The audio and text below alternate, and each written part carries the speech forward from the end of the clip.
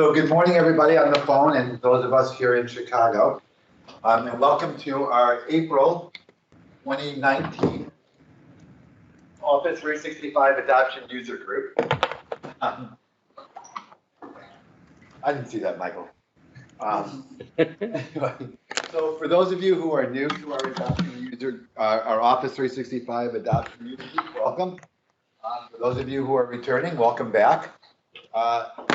First of all, just a little bit about what we are and what we do and why we're here and why the organizers spend a lot of our time to keep this group going. Several years ago, 3-4 years ago, Office was becoming a very big thing for Microsoft and for a lot of companies. There's a lot to it, right? There was multiple pieces.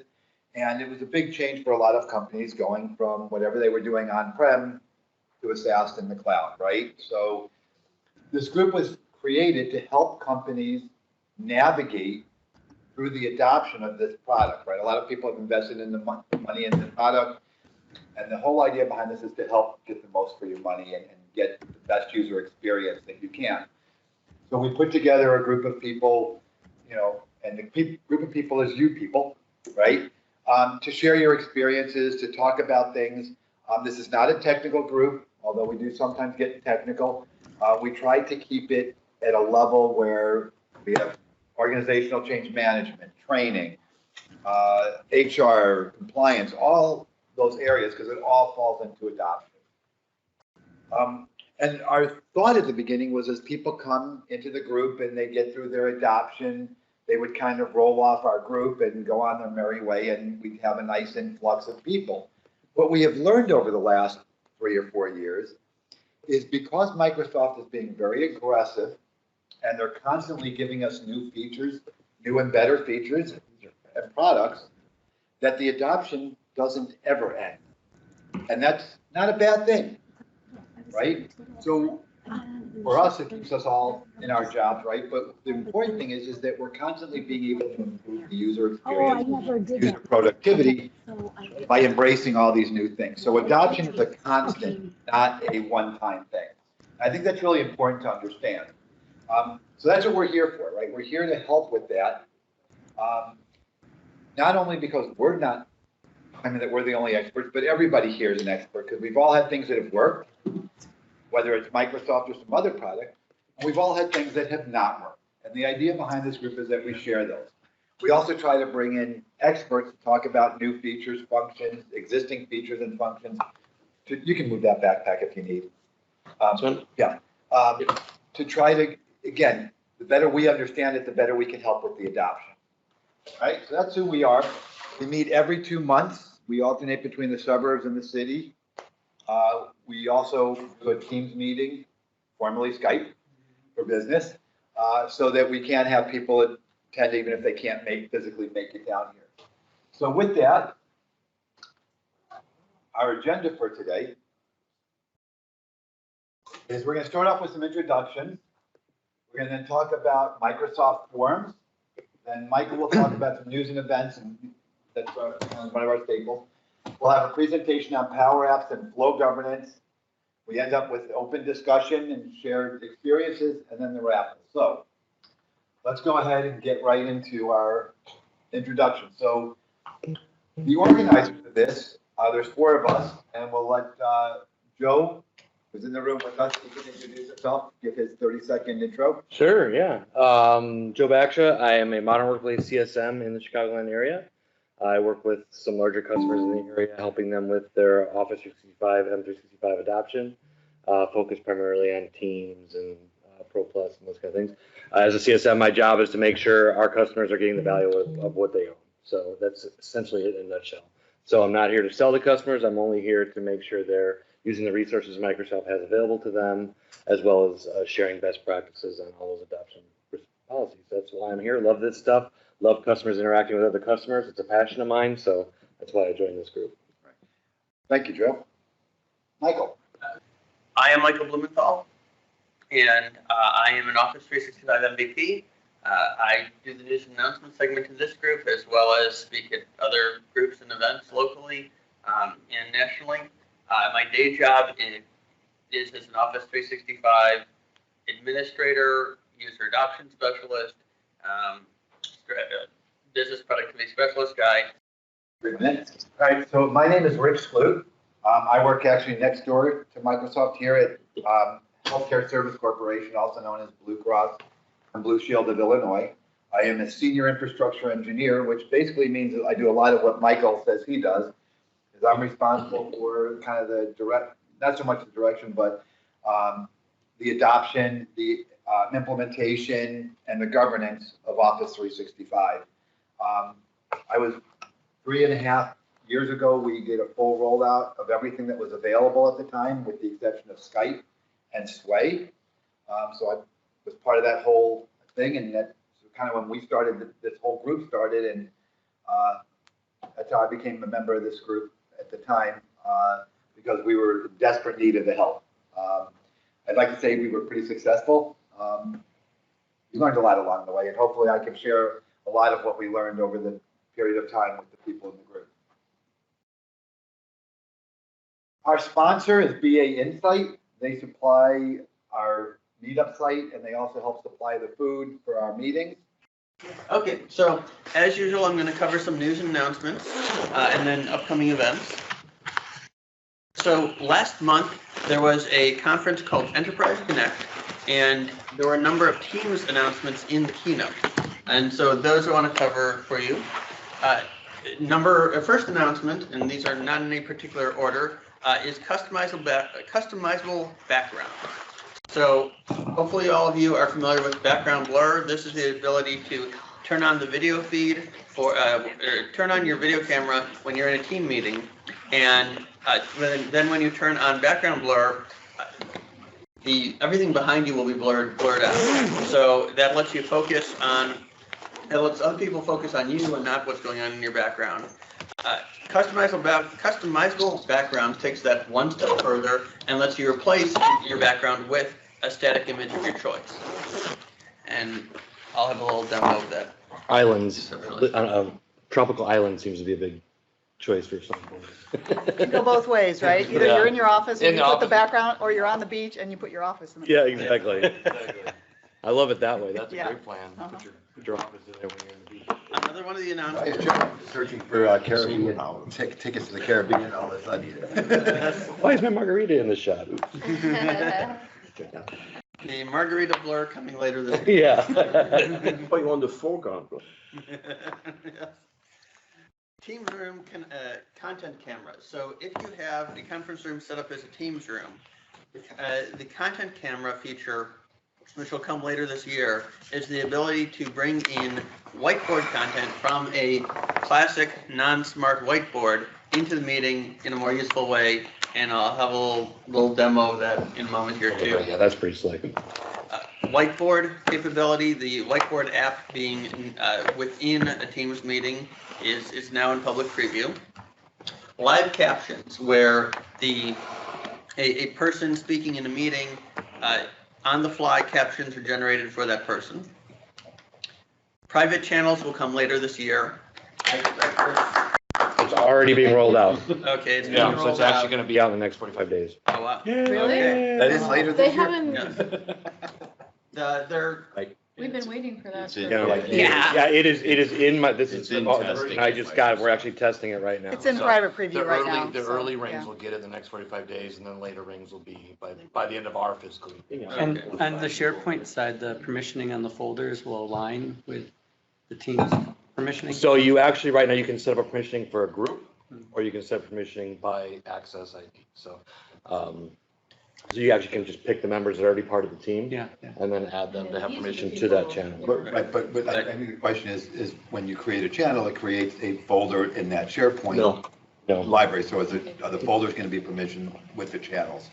It creates a separate SharePoint site. Yeah, Yeah. it creates a Yeah. separate site. right. When you So create Get it. It's confusing. for a private channel. Private That's what I channels. heard. Yeah. have some very interesting information architecture implications, which I'm sure we will want to discuss in depth At a later point. Sounds like an agenda topic. Sounds like our June I know I made it sound rosy. Never mind. It's not ready. You guys, we're not getting it. Run away. Yeah, run away. I'm excited about it because we're Yeah. testing it now, so I know It's a it's big deal. around the corner. So another feature they announced coming soon is info barriers, information barriers, and this is the ability to, within teams, keep certain groups from talking to each other to meet regulatory compliance. And I believe a scenario for this is if you have like an investment company where you're not supposed to have one department talk to another department. So the ability to prohibit conversations between particular groups is coming soon. That type of functionality years ago when I covered law firms in the legal space, they call that ethical walls. Ethical walls, yep. So that's kind of a common terminology there. We chose not to use that terminology for the reason that our implementation is more general and meant to appeal horizontally across a number of industries. I know a lot of people are familiar with the concept of ethical walls. Data loss protection for chats and conversations in Teams is also coming. Actually, it's generally available now. And that's something you find on the back end in the Security and Compliance Center.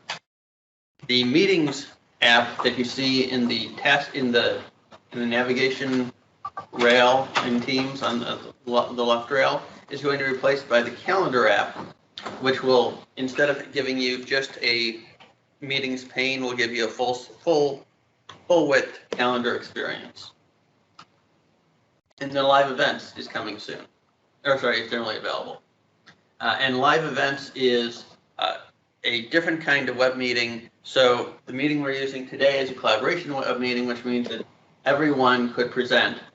In a live event, you have it's more of a one-to-many experience and a more moderated experience where you can have processed video feeds and choose when to present them.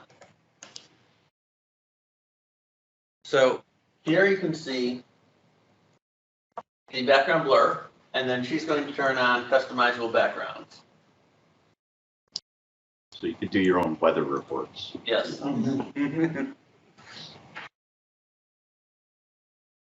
Here is the content capture for a Teams room. Note that he is writing on a traditional whiteboard, and then when he walks in front of it, what they see in the meeting is that the camera has picked up and detected the ink on the whiteboard and kind of turned that into a layer so that as he walks in front of it, it's making him transparent and letting you see the letting you see the ink. And then as he adds more ink, that gets added to the layer. That's cool. It's Yeah. extremely Really good. slick. I'm really kind of interested to see what the camera is that they're using for that, but. So all of the intelligence is in the service. Right. Any camera works. I'd love to see that thing in Yeah. action. Yeah. Yeah, so any standard webcam. So yeah, this is Nothing any. special about the Yeah, camera. obviously, if it doesn't capture detail very well, it might be challenging. So I'm higher ed. I would love to see something like this to be able to show for Yeah. my instructors. Yeah. In a room that I just came in from, every conference room had a standard old dumb whiteboard.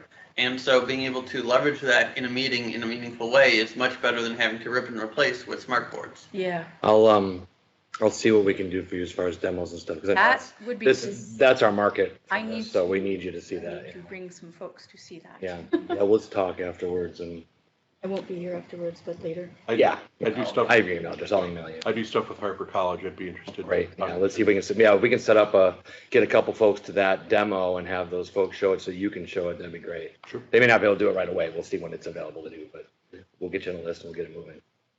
So Sooner the better. the Yes. next demo we've got is the whiteboard. And so this is the whiteboard app from within Teams meeting. And it lets multiple people use different digital pens to draw together.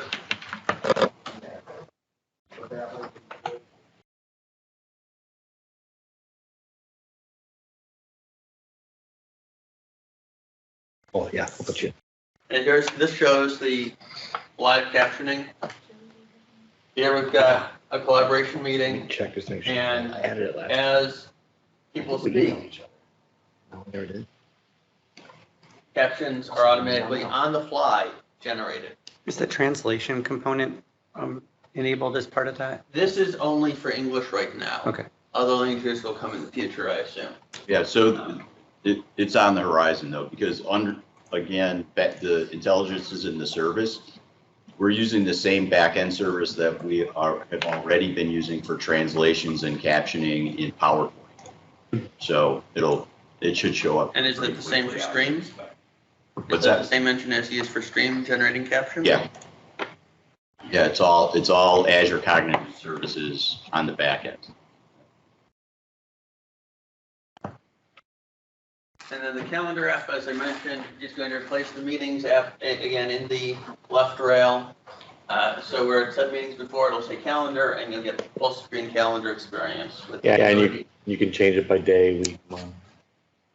And you can create new meetings, both regular collaboration meetings as well as live events from here. Now, when are we gonna get the actual group calendar? Say that I gotta do that every day. The group The actual calendar, group calendar, because, Being you able to put know, a group and yeah, the group calendar. rather than having your your personal. individual calendar versus Calendar. the team's calendar. Yeah, right? I have a lot of people who want to be recording like out of office notifications and things Yeah. that are relevant for their group. So workaround is to do the I know. browser with, I know. right, but that's not great. Yeah, So- UWA switch Yeah, feels funny. it's definitely on the horizon. But I haven't, or it's on our list, but I haven't seen anything about it on the works, but I'm pushing for it. Another workaround, you mentioned the OWA workaround, but also in the I do full that one, Outlook but- client, you can open the Teams calendar Right, and that's then right. have that. Yeah. But you have to switch between them. New icons have started to arrive, and in Outlook, on mobile, the new Outlook icon is there. So if you've seen, the new Outlook icon has started to show up in Outlook for Android at least.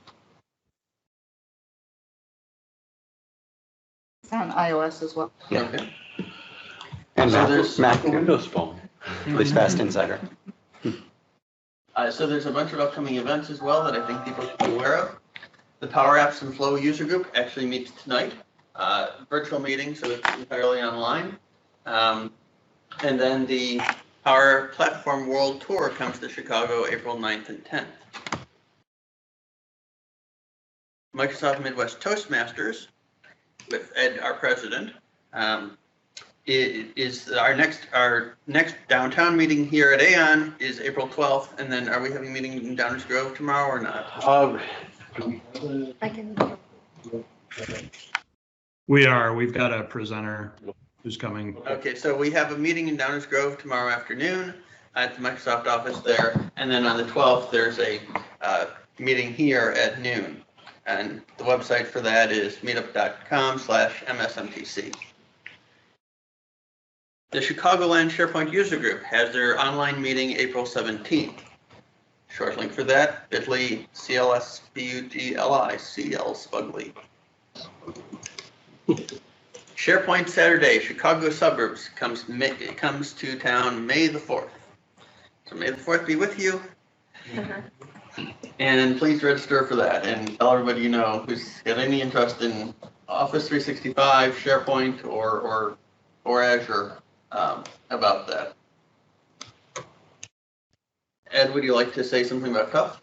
Oh, sure, thanks. It's a user group that I run. TUF is Technical Operations User Group at Harper, through Harper College, out in the burbs. We just had a meeting last night.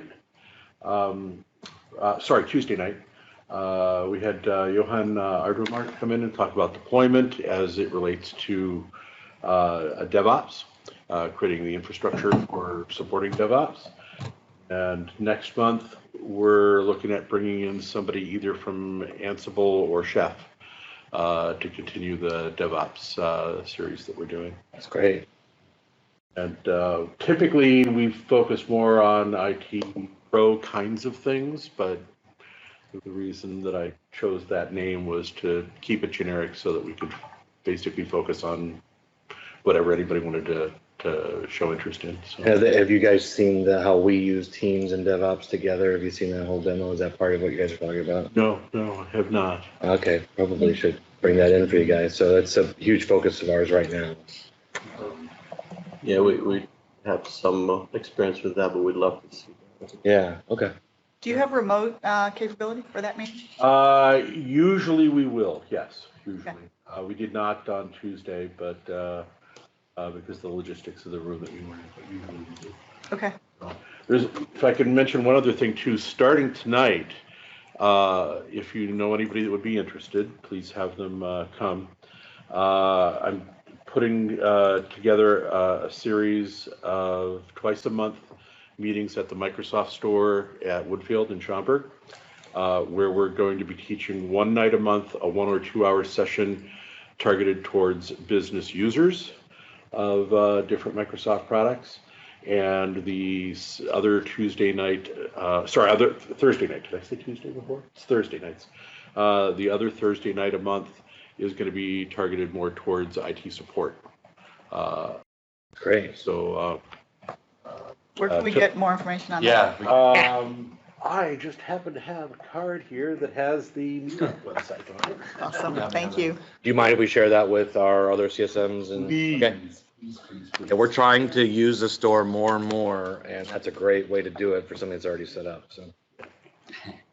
Get that into the. Yeah, and tonight is going to be on SharePoint and OneDrive.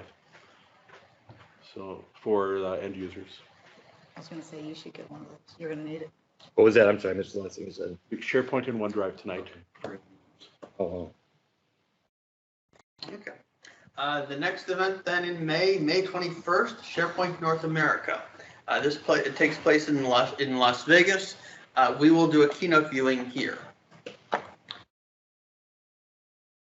And of course, please register for that on Meetup so we know how many people are going to come. In June, there's the Digital Workplace Experience Conference here at the Radisson Blue, just a few blocks away. And there's a 20% off discount for our user group members, so go to dwexperience.com/O365 to get that.